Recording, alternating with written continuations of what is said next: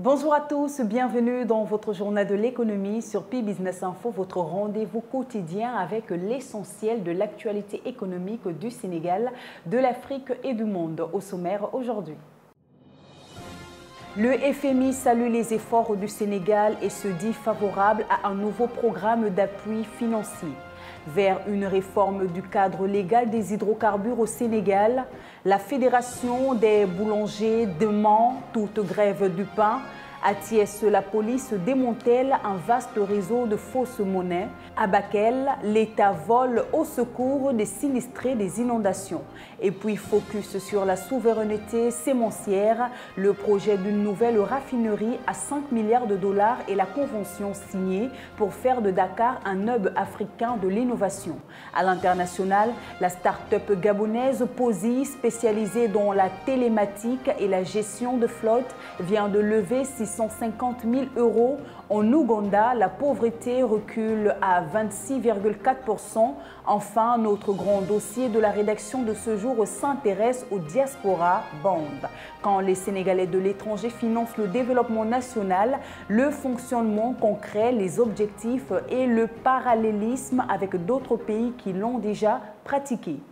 Le développement de tous ces titres dans quelques instants.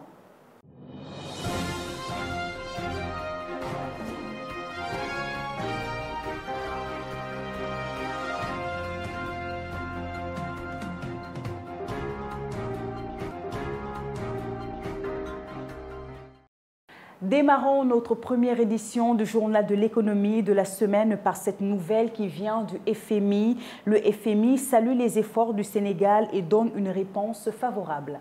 Le Fonds monétaire international a félicité les autorités sénégalaises pour le progrès réalisé dans le traitement du dossier de la fausse déclaration de la dette publique. Sa directrice générale, Kristalina Georgieva, s'est dite favorable à la mise en place d'un nouveau programme d'appui financier en faveur du Sénégal. Elle a salué l'engagement remarquable du gouvernement en faveur de la transparence, tout en confirmant que les discussions formelles débuteront à la mi-octobre lors des assemblées annuelles du FMI et la Banque mondiale.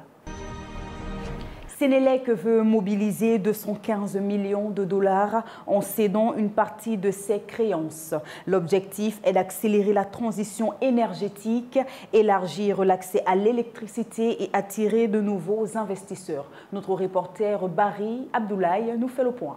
La Sénélec innove pour financer son avenir. La Société nationale d'électricité du Sénégal vient de lancer une opération inédite sur le marché financier. Une émission obligataire de 120 milliards de francs CFA, soit près de 215 millions de dollars. Objectif, transformer ces créances impayées en investissement pour l'énergie verte et l'accès universel à l'électricité. Concrètement, la Sénélec a cédé une partie de ses factures échues et impayées provenant d'administration, d'ambassades et de grandes entreprises à un fonds commun de titrisation. Ce fonds émet en contrepartie des obligations sur la bourse régionale des valeurs mobilières d'Abidjan. Une première du genre pour une société publique en Afrique, baptisée CFTC Sénélec 2025-2030. L'opération combine innovation financière et durabilité. Labellisée à la fois Green Bond et Sustainability Linked Bond, elle attire déjà l'attention des investisseurs régionaux et internationaux. La moitié des ressources mobilisées, soit environ 63 milliards de francs CFA, servira à financer des projets verts, énergie renouvelable, efficacité énergétique et réduction des émissions de CO2. Le reste, environ 57 milliards, soutiendra des projets de durabilité avec un mécanisme d'ajustement du coût du financement selon les résultats obtenus. Avec près de 80% de la population déjà couverte par l'électricité, la Sénélec vise l'accès universel d'ici 2030. Une ambition qui s'inscrit dans la stratégie nationale de diversification du mix énergétique entre renouvelables et exploitation future du gaz. Cette initiative s'ajoute à d'autres projets structurants comme le Fonds électricité pour tous, destiné à raccorder 800 000 ménages supplémentaires. En misant sur la finance structurée et l'innovation, la Sénélec veut démontrer que l'avenir énergétique du Sénégal peut être à la fois durable, inclusif et attractif pour les investisseurs.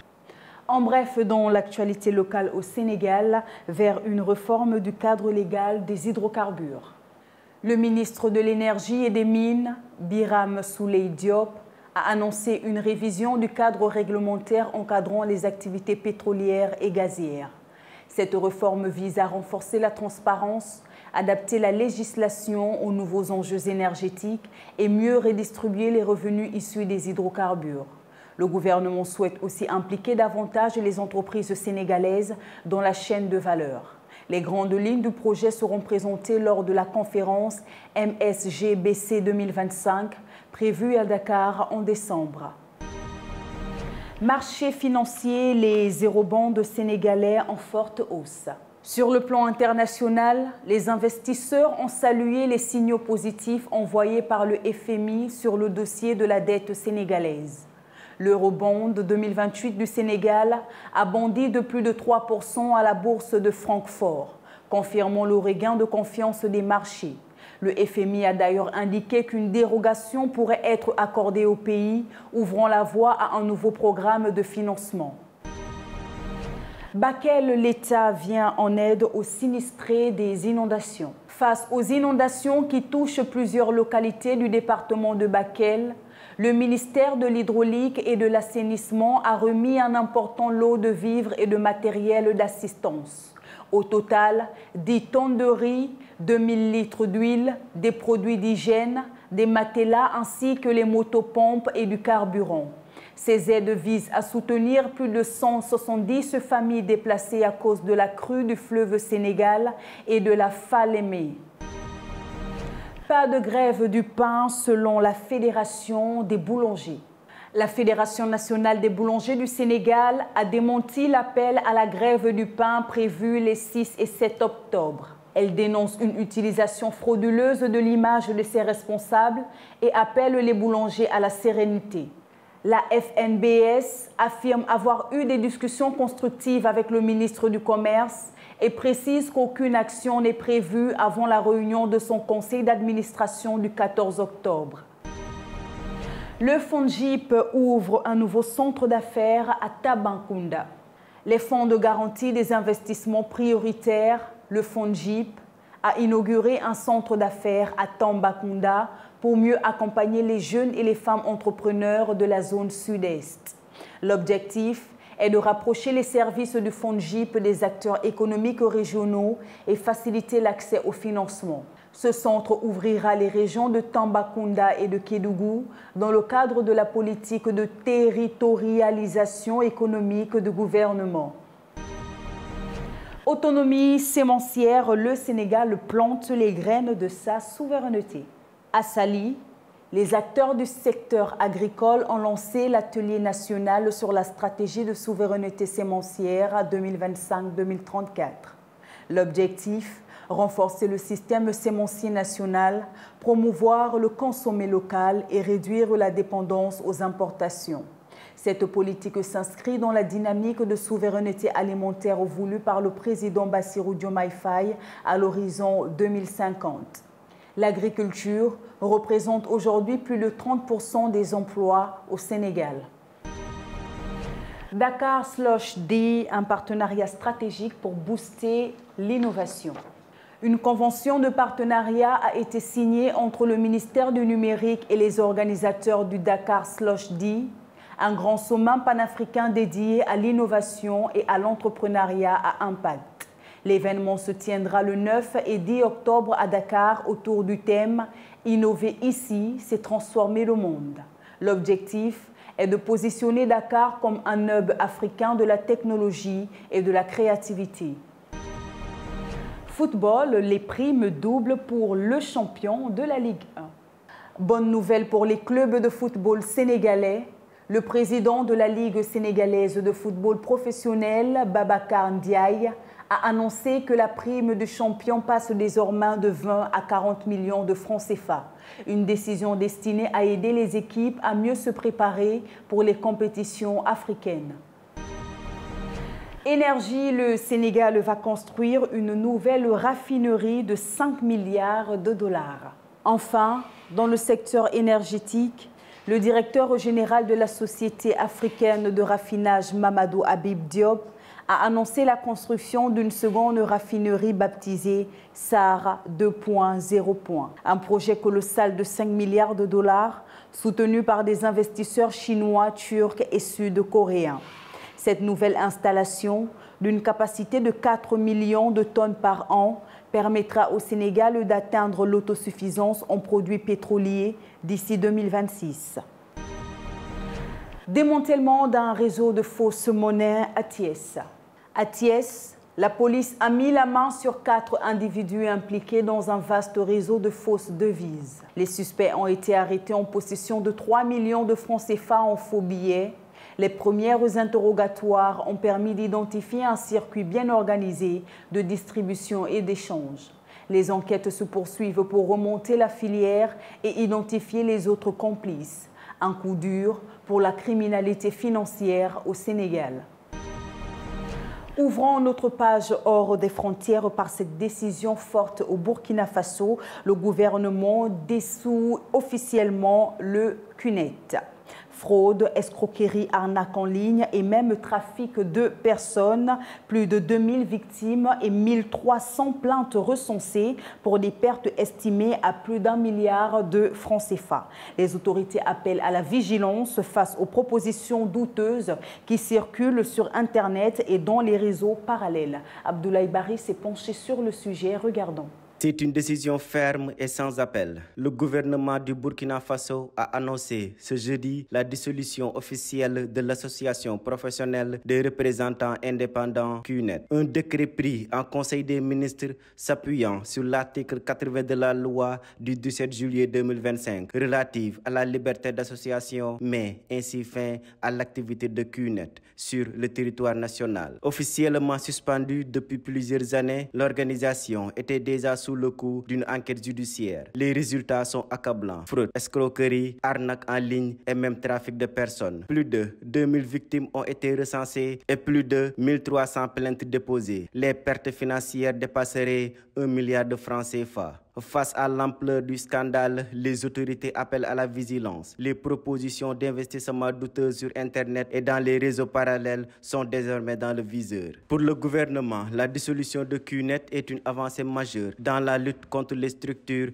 qui exploitent la vulnérabilité économique et sociale des citoyens. De nouvelles mesures de surveillance et de prévention sont déjà annoncées pour éviter la prolifération de telles pratiques. CUNET appartient désormais au passé au Burkina Faso, mais la bataille contre les arnaques économiques, elle, ne fait que commencer. Le Kenya allège sa dette extérieure.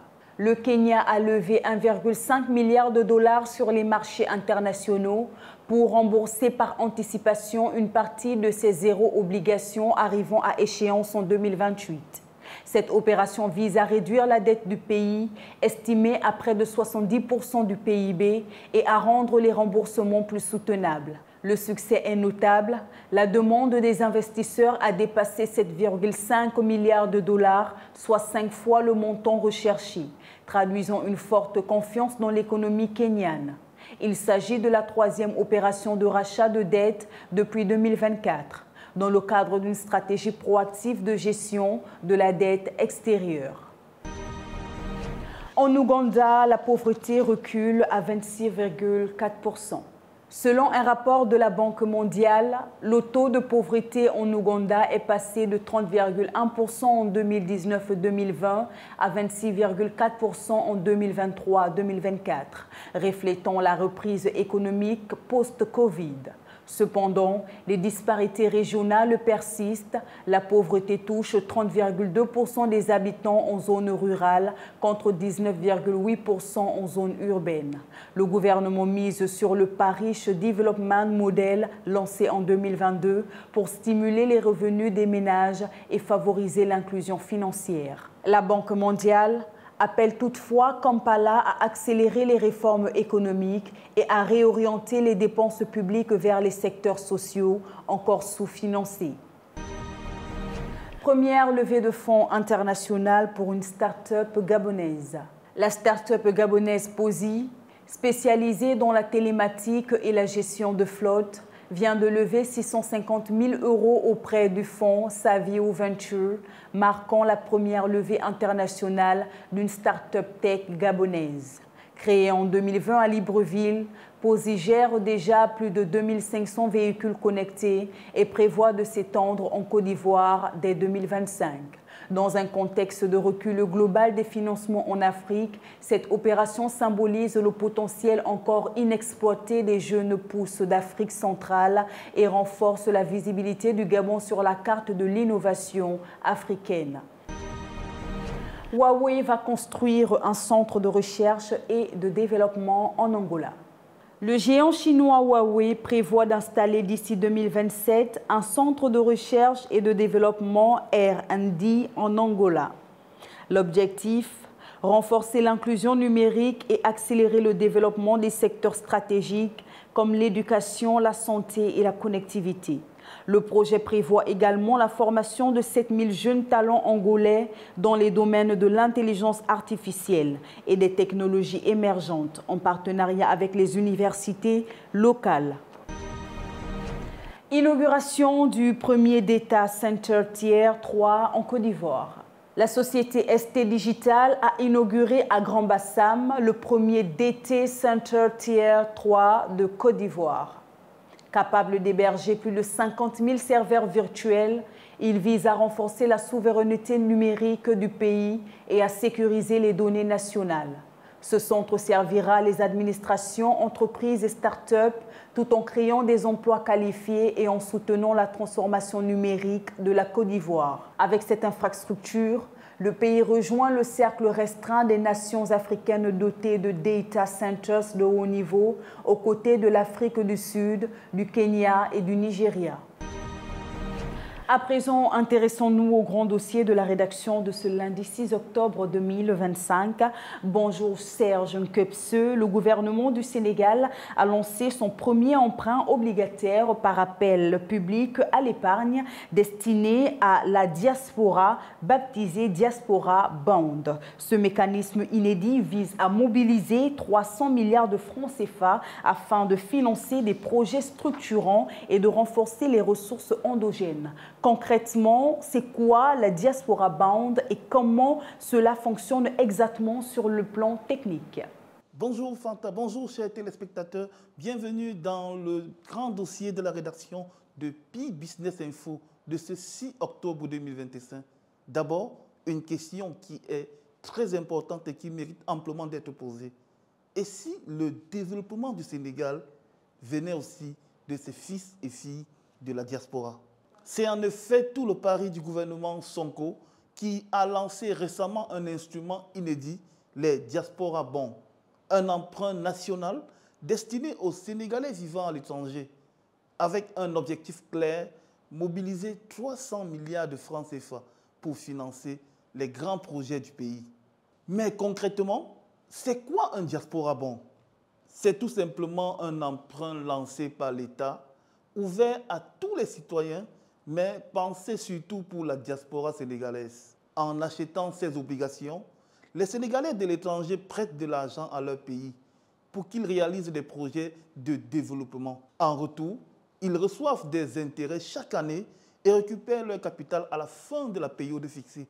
Le ticket d'entrée est volontairement accessible, 10 000 francs seulement. Et selon la durée choisie, les investisseurs bénéficient de taux d'intérêt allant de 6,4 à 6,95% sur des durées de 3 à 10 ans. Autrement dit, c'est à la fois un acte patriotique et un placement rentable. Pour le gouvernement Ousmane Sonko, cette initiative poursuit plusieurs objectifs. Réduire la dépendance au financement extérieur, souvent plus coûteux. Renforcer les ressources internes du pays en monnaie locale sans subir les variations du dollar ou de l'euro. Et surtout, impliquer la diaspora dans la construction économique du Sénégal, au-delà des transferts d'argent familiaux. Chaque année, la diaspora sénégalaise envoie plus de 2000 milliards de francs CFA à leurs proches. Avec les Diaspora Bonds, une partie de cette épargne pourra désormais servir directement à financer des projets nationaux, notamment l'agriculture, l'infrastructure, énergie, santé ou encore éducation. Le processus de souscription est simple et moderne. Tout se fait en ligne, via mobile money ou carte bancaire, grâce à la plateforme des sociétés de gestion et d'intermédiation de l'UEMOA. Les paiements d'intérêts sont semestriels, garantissant la transparence et la confiance des souscripteurs. Il faut dire que ce concept n'est pas nouveau dans le monde. Les États-Unis ont utilisé les Liberty Bonds pour financer des guerres mondiales. Le Mexique a créé les Reconquista Bonds pour stimuler son économie. Et l'Italie, à travers les Renaissance Bonds, a mobilisé ses citoyens pour restaurer son patrimoine culturel. Aujourd'hui, le Sénégal s'inscrit dans cette même dynamique. Prendre l'argent du peuple pour investir dans le peuple. Un modèle de financement innovant, mais aussi un symbole de souveraineté économique, où chaque Sénégalais, où qu'il soit, peut dire « j'ai contribué à bâtir mon pays ». Avec les diaspora bonds, le Sénégal ne tend plus seulement la main vers l'extérieur. Il tend la main à ses propres enfants pour construire ensemble un pays plus fort et plus souverain. Merci Fantal, c'est la fin de ce grand dossier de la rédaction de PI Business Info de ce lundi 6 octobre 2025. On se retrouve lundi prochain pour un nouveau sujet, une nouvelle thématique encore plus forte pour apprendre et comprendre l'économie au Sénégal et dans la sous-région et à l'international. Merci. Voilà qui met fin à cette édition du Journal de l'économie sur PI Business Info. Merci de nous avoir suivis. On se retrouve dès demain sur le même canal à la même heure pour un nouveau tour d'horizon sur l'actualité économique du Sénégal, de l'Afrique et du monde. Bonne journée à tous, à demain.